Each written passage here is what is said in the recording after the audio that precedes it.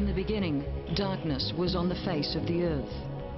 And God said, "Let there be light."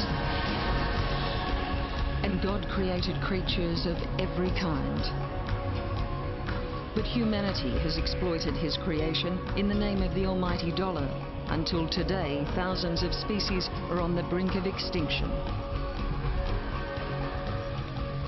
But there are those who are acting to save endangered species before it's too late.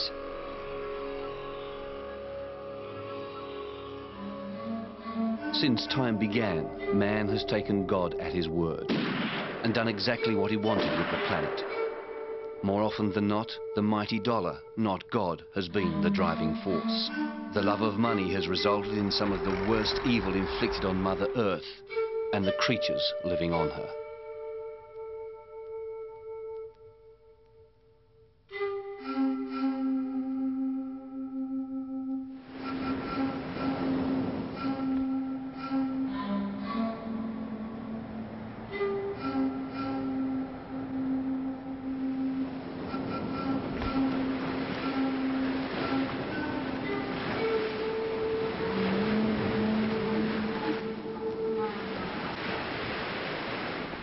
For thousands of years, humanity has raped the land and exploited the animals, taken from it whatever was wanted, without a please or thank you, without thought of the consequences.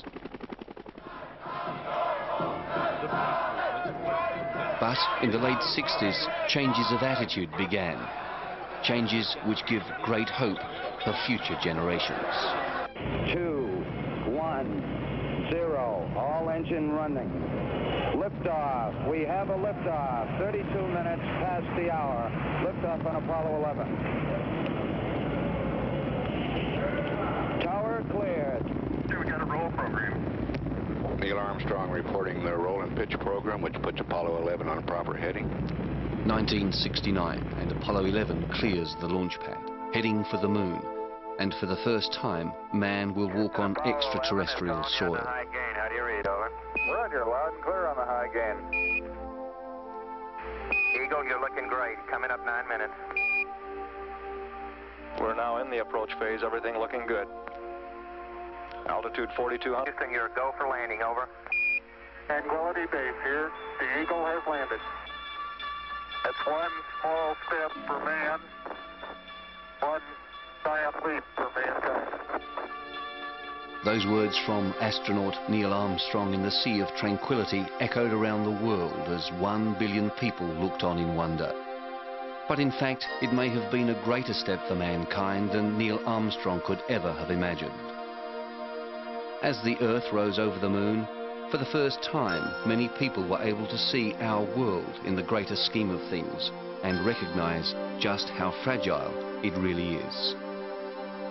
And it's this, some believe, which led many ordinary people to wake up to our all-consuming society and realize the damage we're doing to our Earth. Since that historic day, there has been a universal awakening. An environmental revolution has taken place. Born out of the 60s free thinking, Greenpeace became the flagship of the world's conservation movement. Now, our attitudes have changed so much, ordinary people are doing extraordinary things in the name of humanity and in the name of life.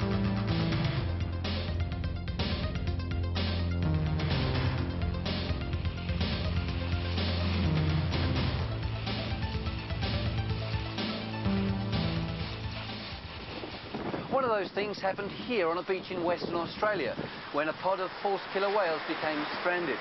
Why? Nobody really knows why, though there are plenty of theories, and we'll be looking at some of those later. But what we do know is more than 1,000 people came to this remote beach to save those whales. In all, 90 were stranded. Sadly, only 33 were saved. The rest are buried here below my feet.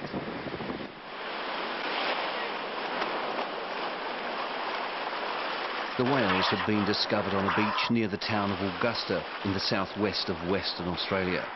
They had been on the shore for at least 24 hours, and if any of the animals were to be saved, volunteers had to move quickly. But before they even started, the odds were against them. The very remoteness of the stranding posed major problems. There was no road into the site, and while a convoy of small four-wheel drive vehicles forged its way through, others walked the long mile or so from the nearest road. However, before the rescuers got to the beach, things began to go wrong. Vehicles became bogged, and volunteers had to rally together to dig, push and pull them out of the wet, clawing sand. Once on the beach, it was a sorry, eerie sight. People's hearts leapt to their mouths as they caught sight of the stranded animals, and at first dismay set in at the thought of the mammoth task ahead. More than 60 of the huge black animals were lying on the beach. There was no sound save that of the surf as it crashed against their weakened bodies, and the noise they made as they gasped for air. Some had already drowned, buried in shallow graves. They were unable to lift their heads above the water which ordinarily gives them life. If you feel that you want to go down, come back and check it out with me anyway, okay? The men charged with overseeing the rescue were wildlife officers from CALM, the West Australian Department of Conservation and Land Management. At the moment, we're going to keep them as comfortable as we can overnight, keep their blowholes clear, keep them comfortable, and in the morning we'll have to transport them along the beach to a place where we can get them out.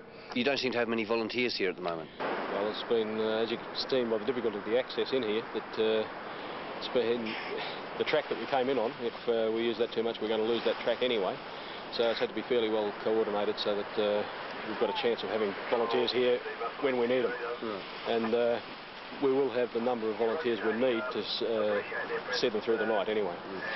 Nevertheless, at this stage, volunteers were a scarce resource. Yeah, Terry, there's 14 still left at the control point. If you leave those 5 there that are dry, send the 2 girls that are wet down here, and we'll send another 5 to you now, over.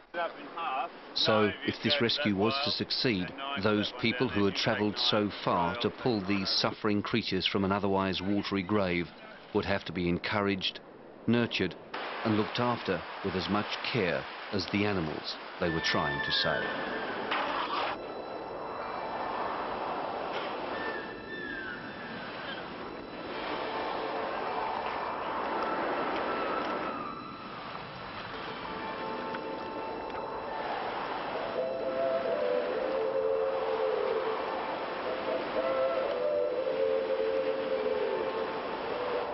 Of course I'll survive. Gotta be positive. Otherwise they all die.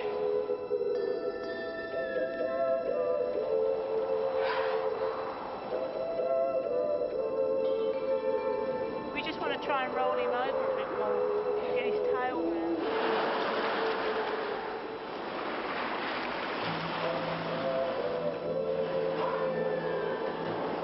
Handle them gently, basically, because they're not supposed to be on land, so it's very hard on all their internals and things sitting here. Keep them upright so they can breathe, keep their air holes open.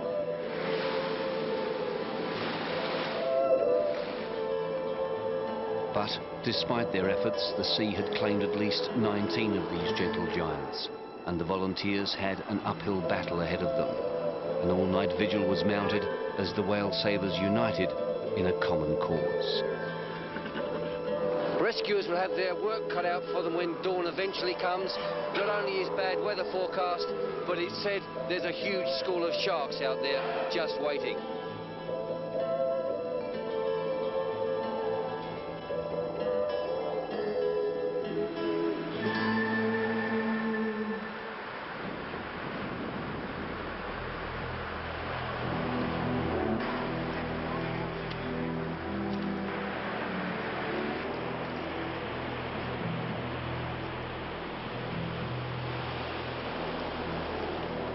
Day 1, and as dawn broke, the full extent of the tragedy could be seen.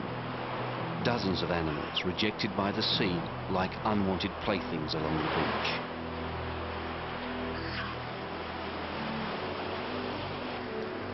Black, sorrowful objects. Some lifeless, others just hanging on.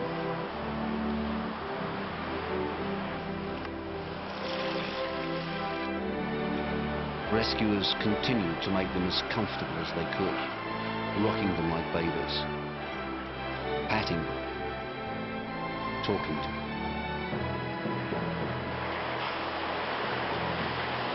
I'm determined it's going to survive. Yeah, we're going to pull her through because, you know, she's a living thing and everything deserves to be given a chance. I'm extremely attached to her and just noticed lately that every different whale has a personality quite, you know, different to the other. Like, take her for instance, I spent all night working with her and she's a heck of a lot different to this one. Yeah. A lot of stress marks on their skin where they're drying out, and on their tail where they're continually moving like that and the skin's drying, it's cracking and splitting. So they're obviously, but those things are only superficial. I believe the weight on their stomachs is what will actually kill them if they're going to die. And die many of them did, but most of the whales had made it through the first night, and as the surf continued to smash against them, the weather began to change for the worse. The surviving whales had to be marked and made ready for immediate transportation to a safer beach. But what chance did the whales really have of surviving? And what chance did the handful of people have of successfully saving scores of stranded whales? Being there on the beach, I couldn't help but wonder at the impossibility of it all. With each of the poor creatures weighing around half a ton, the enormity of the task ahead was almost overwhelming. Nick Gales was the vet in charge of the rescue and admits the odds were against them. They're an animal that live in a completely zero gravity world. They're not built to withstand gravity. They find themselves on the beach, and all of a sudden the physical weight of the animal causes all of this damage. And what happens is they can be pounded in, so there's a physical beating as they come in on the beach. But once they're stationary on the beach, all the pressure of their weight on their muscles causes very serious damage to the muscles, and there's a lot of enzymes that are released when that damage occurs, and we can see high levels of those enzymes that show that. And essentially what can happen is that they die from this sort of toxic overload within their body from just the physical weight of the animal. Despite this, the volunteers were determined to succeed, and it was this determination which was their best resource. But determination alone couldn't shift these mighty creatures. Locals brought in heavy lifting gear and trucks of all shapes and sizes to help with the evacuation. And the battle to save these lost angels, as someone called them, was on.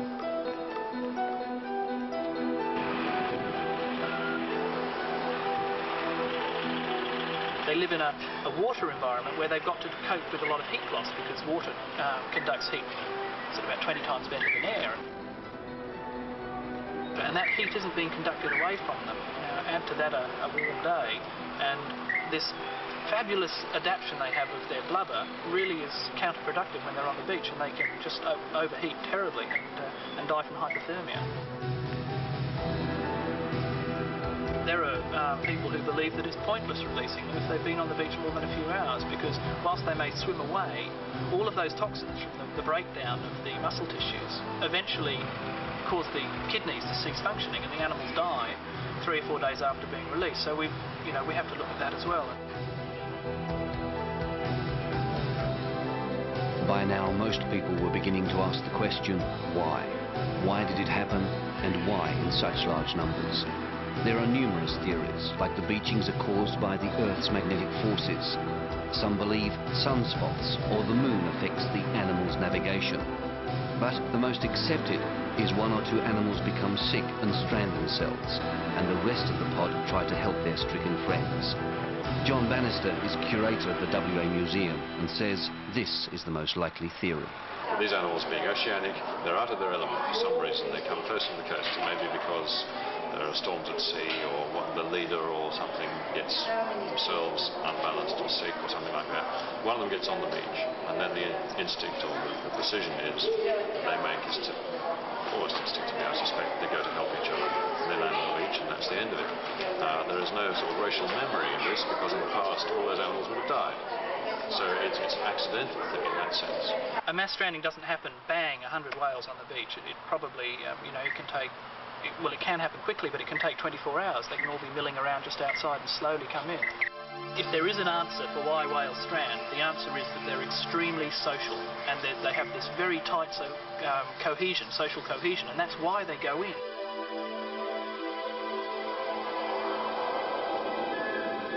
So the experts agree, the whales beach themselves because of a sick friend, and the only way back to the sea for these caring creatures is a long truck, boat and trike ride again to a suitable release point.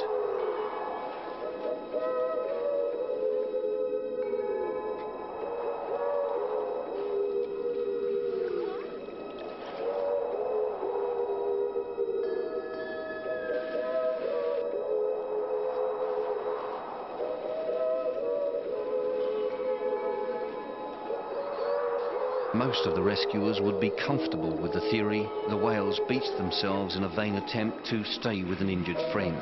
It fits well with many people's belief that these animals are special. They have feelings and emotions not unlike ours, that they are akin to humanity.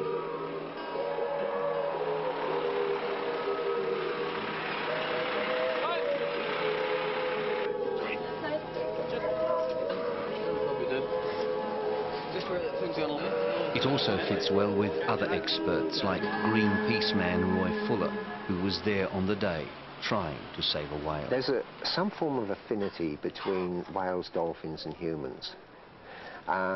They seem to recognise us as some form of intelligence, and we seem to be able to communicate with them via our emotions. And he agrees the cause was probably a sick animal which brought the others in. But he asked the question, how did that animal fall sick in the first place? I'm beginning to worry that perhaps pollutants in the oceans are causing these sort of problems. The vibrations I'm getting anyway from this are not good. Roy Fuller has been involved with numerous whale and dolphin rescues, and he believes it's the poisons we're injecting into the oceans of the world which cause the animals to become sick in the first place. But he admits he has nothing to back his theory, though it's a fact heavy metals, among other things, build up in mammals' fatty tissues. Dolphins, for instance, it's 8 years before they become sexually mature, so the female will not give birth, of course, before that 8 years. When its first calf is born, it converts that body fat into breast milk. And that breast milk that is pumped out into that baby dolphin, into that dolphin calf, is laced with PCBs, other pollutants, pesticides and so forth. And he says the firstborn gets the lot. Marine vet Nick Gales agrees. In areas where we know there's massive amounts of heavy metals going in, there has been a tie-in found with some dolphins passing over heavy metals to their young, and the firstborn of some species can have real problems because of getting a sudden massive burden and actually lose the firstborn. But he says he doubts heavy metals or pesticides had anything to do with the Augusta beachings. He says although there may be a problem with some runoff of pesticides and herbicides from local agriculture, he is positive it has no effect on the whales. Well, there were several autopsies done, other vets as well that were down there, and basically we found damage caused by the stranding event, which is the most critical thing. We found nothing that indicated a previous ill health, if you like, that a possible reason for why an animal came in the first place. But what does have an effect on the whale when it's in trouble is the way humanity rallies to help. He says it never ceases to amaze him how people always turn out. And on this occasion, nearly 1,000 volunteers descended on the beaches to brave the icy water to help fellow creatures in trouble. The feelings these animals bring out in the human race can only be the best kind of feelings, and although 20 of them have died so far, these people hope and say they will save the rest of them.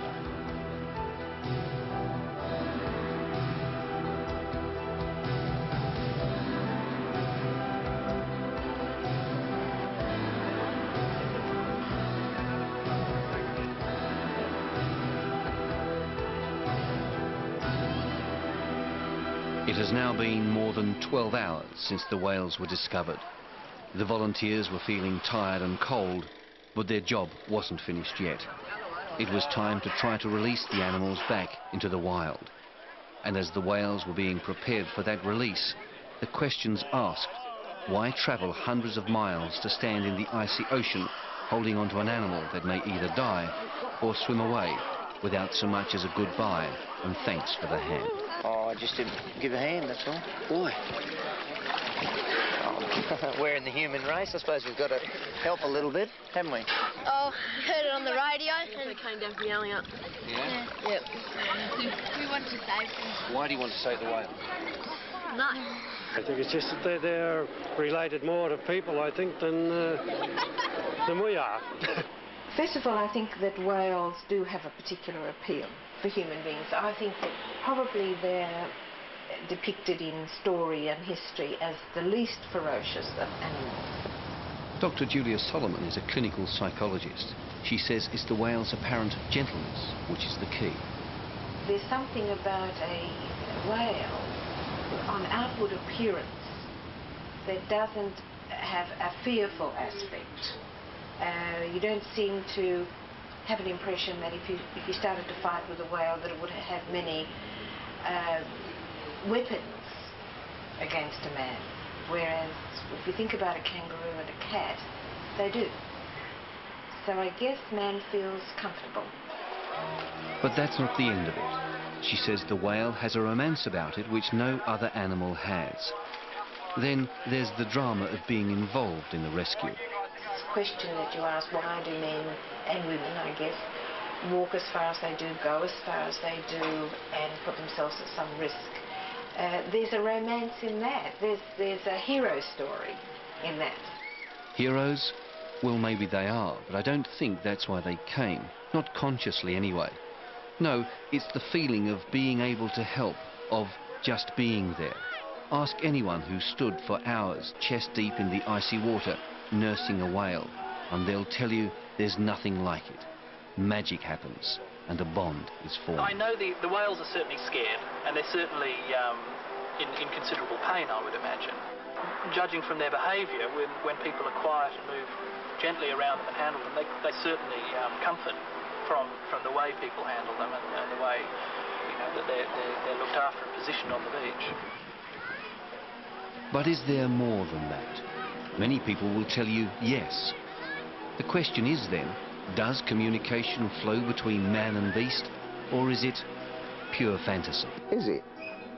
I've been to strandings, I've handled whales and dolphins, and I suggest that, and I've surfed with dolphins, I've swum with dolphins. I suggest that anybody that would like to discuss that one with me would have to go and do this first and then come back and talk to me about it. Either way, the end result is the same. The animals are released back into the wild.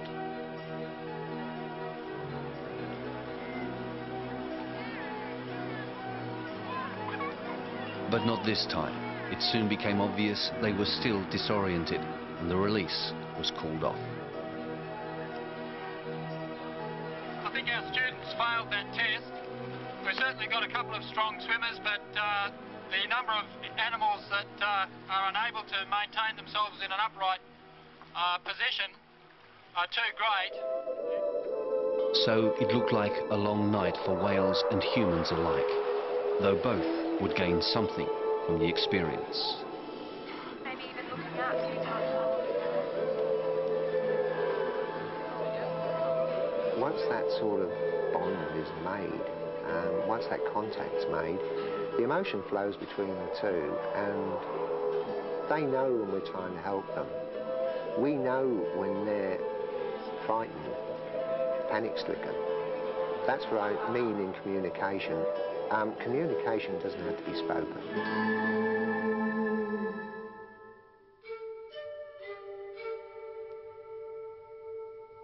It was a long, cold night, and an even colder morning. For the volunteers, it seemed as if the sun would never rise and warm their chilled bodies.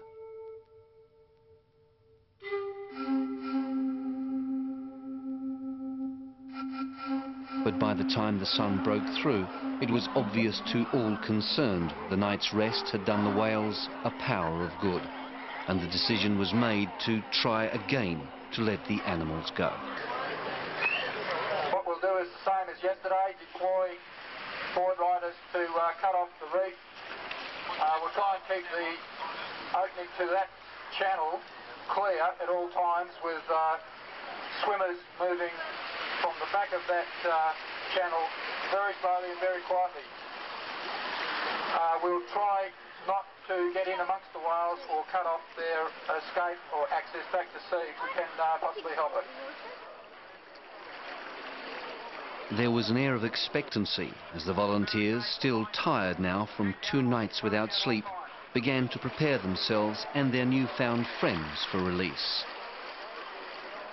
As the board riders and wave skiers made their way out, almost as if they knew what was happening, the whales became restless.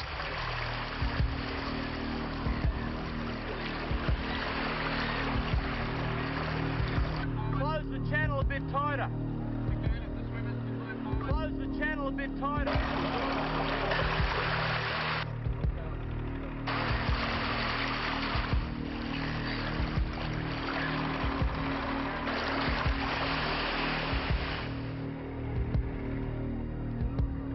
Keep it quiet, just stay quiet, let him through. Get the noise, you don't want it this way, you want it that way. The whales were moving steadily forward now, some by themselves, others still needing a helping hand.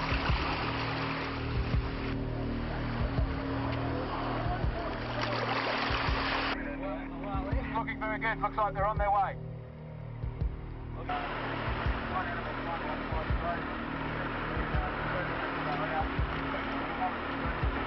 Thanks fellas, you want to start moving back in? Well done.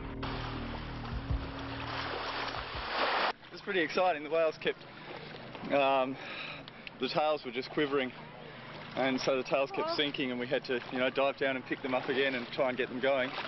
And then they just kept turning back and back and back all the time. Finally they decided to go by the looks of things. Well, there was a couple of times when they wanted to come back in, but we just kept pushing them out. And there was a couple of weak ones, but they took off as well, so it was great. Well, a lot of them were sinking down, waterlogged. We had to bring a few in, but got them all right, and they took off out to sea. Do you need another boat out here? We don't want 30 boats. So after 3 days on the beach, the whales were heading back to where they belonged. Or at least, that's what everybody thought.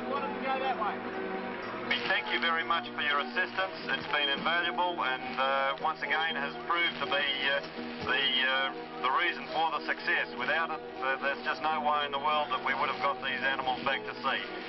While it seemed things were going well and that the release had been a success, in reality, fate was about to strike a cruel blow. All of a sudden, as if on cue, the whales stopped swimming. They went under the boat and just hung there, as if talking with each other, as if they'd paused to make a decision. Just then a huge rain squall blew in from the southwest and hit the boat and board riders. Almost at the same time, the whales reached a collective decision, turned and headed towards the shore again. By now the rescuers were in the middle of a storm, and the rescue boat had to turn its attention away from the whales and to the stranded humans. It was the height of irony, as nature had played a cruel trick on the congregation, and the rescuers became the rescued.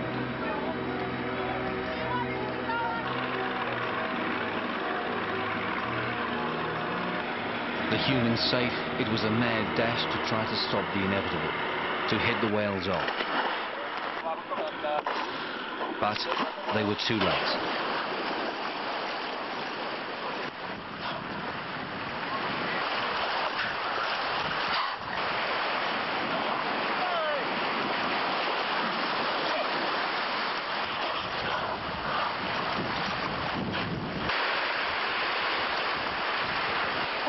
Up the beach, use the surf one at a time, get them up there. So, right this one out. It was living chaos. People couldn't believe their eyes. The whales thrashing, confused, disoriented, and struggling for breath. Their dreams of returning the whales had turned into the worst kind of nightmare. And as the whales floundered and struggled for breath, the battle to save them was on again. It was enough to break even the hardest of hearts, seeing those creatures tossed together like sardines. For some, it was too much to bear. But still the rescuers battled on. It took more than an hour of hard labour to get the whales out of the water and onto dry land. The death toll had risen again. Another 2 had died. Almost totally exhausted now, the volunteers were on the edge of collapse, desperate to know what they should do next to save these lost angels. I can't say what I really felt on this, but I was bloody angry, frustrated, disappointed, and nearly cried, I suppose. This is George. I've been looking after him since Thursday. Do you think he's going to get through? I think so. He's strong. He was strong when he went out. He was a lot better than he was last night, but, you know, it's just a tragedy they've turned back in again. Ever since he beached himself, because he was the first one to beach himself, I've just been with him, keeping him warm. But it's good that we got him out of the water so he doesn't keep swallowing the salt water. It has now been 2 days and 2 nights since the rescue began. If it was going to be successful, then it had to be concluded, and soon. The same strategy will apply in terms of getting the animals out of this holding area as applied this morning. Over that side, between the whales or the channel. In a matter of hours, the whales had got their second wind and were ready for a third release attempt.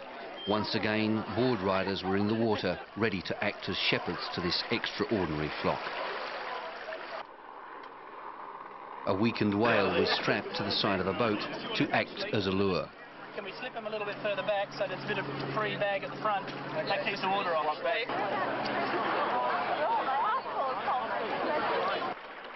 A helicopter was deployed in the hope the noise it made would keep the animals away from the land. But would it be enough?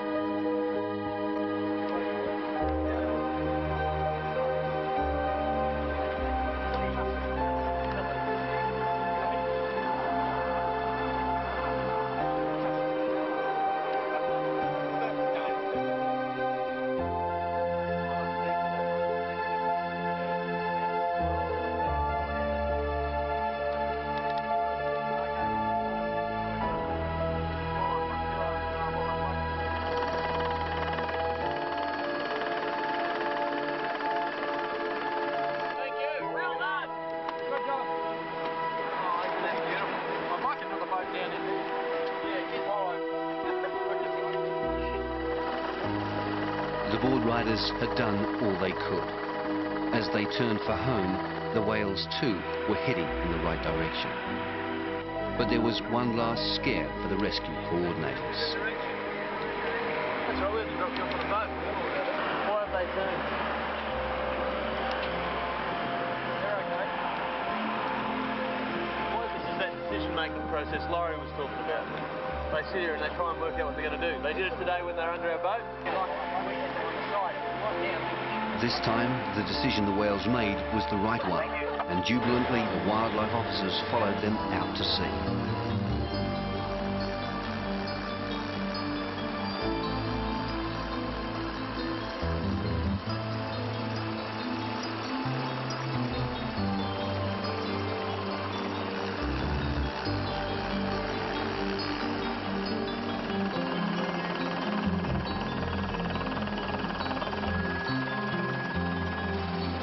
Thanks very much on behalf of the department for all the work that you've all done.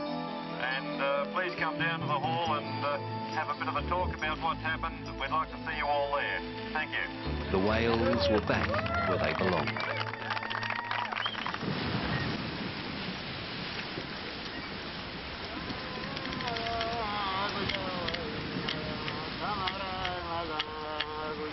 While the rescuers were celebrating, before the white man came to this land, these whales would have resulted in a celebration of a different kind. For 40,000 years, the Aborigines have sung this land, and during that time there must have been hundreds, if not thousands, of beachings. It's estimated before the white man came with his harpoon, more than 20,000 humpback whales swarmed off the West Australian coast. When whaling was outlawed a decade or so ago, there were fewer than 800 left. The whales, in fact, were so numerous they found their way into Aboriginal dreamtime and into Aboriginal song.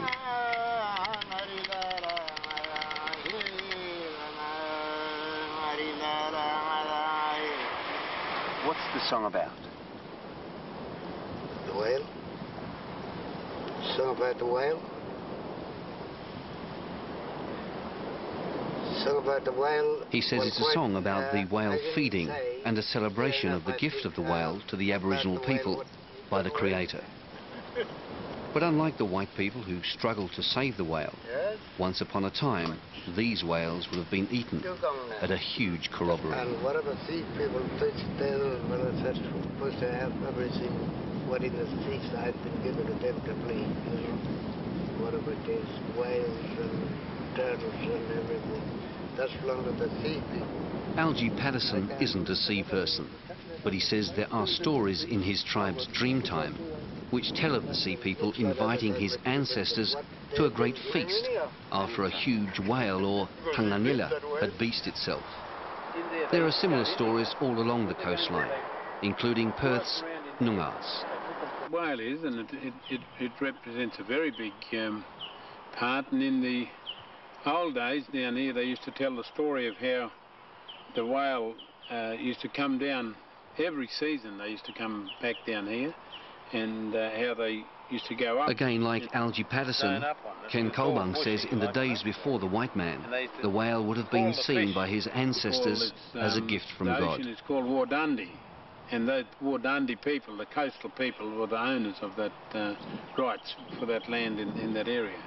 It was just like when you cut off the top of the beld or the blackboard tree, you have the rights for the bardies or widgety grubs in them, and the same thing with the whale. If he landed on your beach, well, you have the rights to the meat, and you can invite who you like into the feed. He says had the Augusta beaching happened 200 years ago, his ancestors would have eaten and eaten until they couldn't eat anymore. Feed on, they'd call in people from everywhere then. It depended on how many whales were there, how many people came down for the feast. As for whether the white people are doing the right thing by saving the whales, Ken says he doesn't know. On one hand, he says they're giving the whales a second chance, and that's just fine. But on the other, his instincts tell him they're messing with nature and things they don't understand. I believe that perhaps that was the wrong thing, because they were messing around with what the Creator was sending to them. And so if the Creator was sending that to them, why should people then be disrespectful and throw it back?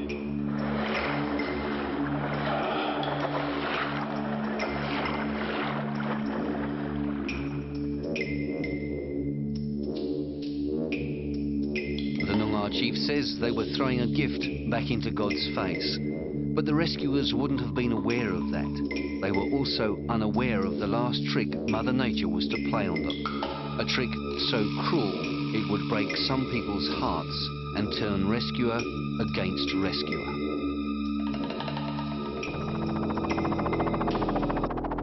It was early the next morning when the wildlife officers made a search of the beaches. They were taking no chances on missing any whale that may have re-beached itself. They travelled more than 25 miles along the beach looking for signs. Gale force winds created rough seas and a rough ride. Then someone spotted something. Hearts pounded against chests as the worst was feared. The helicopter was put down for a closer inspection. Once on the ground, a total of 19 whales were found, but thankfully none was from the pod which had been released the day before. These whales had been on the beach for between 3 and 5 days, and they were in a terrible condition.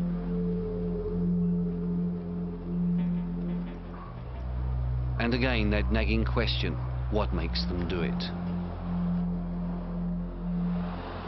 Could it have been those gently sloping beaches of Augusta confusing them? Or the storms which had raged for days before? Or was it because of the high level of heavy metals and man-made chemicals found in the dead whales? Dave Mell was the wildlife officer in charge of the rescue operation.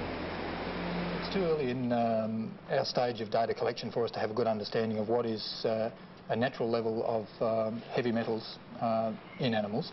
As you know, elements of heavy metals such as mercury are in the natural environment, and they probably pick those up through a natural sequence of feeding within their environment. The pesticides is obviously an entirely different issue. They're man-originated substances that are somehow getting into the marine environment and are being picked up through prey animals and accumulating. But surely it's logical to believe, pound for pound, it can't be that much different for us. Statistics show since 1790 there have been 1,200 strandings, some involving hundreds of creatures. The disturbing thing is, more than 2/3 have happened since the mid-1950s. This corner of Australia is farmland, with a high level of chemical runoff. Whether those chemicals had anything to do with the beachings or not, we'll never know. As for these whales, a decision had to be made on their future. I think you really had to be there to appreciate the circumstances which they were in. They were well up from the waterline. Many of them were half buried in sand. There was 40-knot winds blowing, and the animals were being sandblasted. They were certainly dehydrated, and the vet's assessment of the animals indicated that their reflexes were not good, their breathing rates were not good. And so for the sake of the animals, I really don't think there was any choice. The most humane thing we can do is to put them out of their suffering. An attempt to release them at this stage is really not advisable. The logistics of getting people in here is almost impossible, and the whales are suffering a great deal now and have a very poor chance of survival. How do you feel about having to make that decision? Oh, absolutely terrible, but I think we have to quite simply keep it realistic. We have to bear the interests of the animal at heart. The animal is the most important thing here, and I think the decision has to be based entirely on that. There was only one way out, and there wasn't a dry eye on the beach.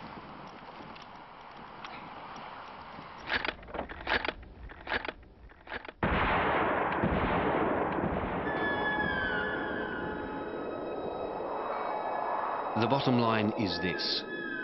If it only takes one sick whale to cause a pod of perhaps hundreds to become stranded, and if that one animal is sick or worse, deformed because of the action of man, then we must listen to our consciences.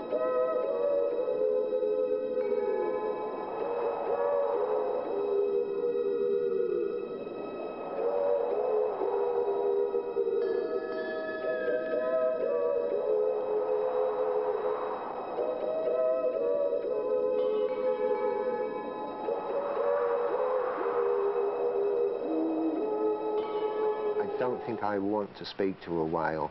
I don't think I want a whale to speak to me, because I feel the first question that whale would ask me would be why, and I don't think I would like to be the one that would have to try to answer.